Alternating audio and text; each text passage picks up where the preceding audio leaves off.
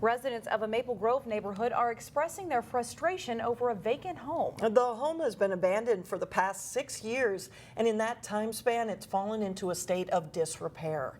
As Delane Cleveland reports, neighbors say they are fed up and they want the problems addressed.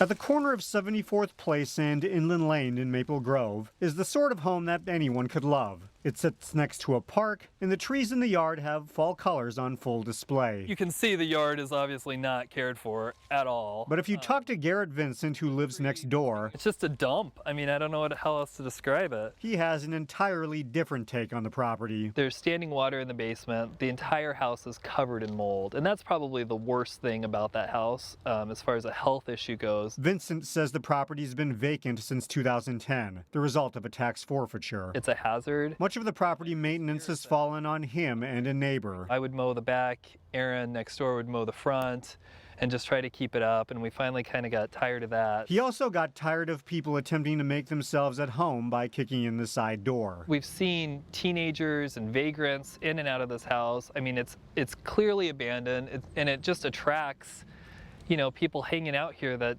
have no business hanging out. There's not really been any care for this property. It was enough for Vincent to take his concerns to the Maple Grove City Council. I appreciate you bringing it to our attention. This week, city leaders tried to put his mind at ease. So the property was taken by the county on August 11th of this year for tax forfeiture, and that's, I think, why the timeline has been so extensive here dealing with this property. Ultimately, the city said Hennepin County will likely put the home up for auction in the spring. If you ask Vincent, he'd opt for a different scenario. I think for it to immediately be condemned and bulldozed and the property put up for sale so a new home can be put in its place.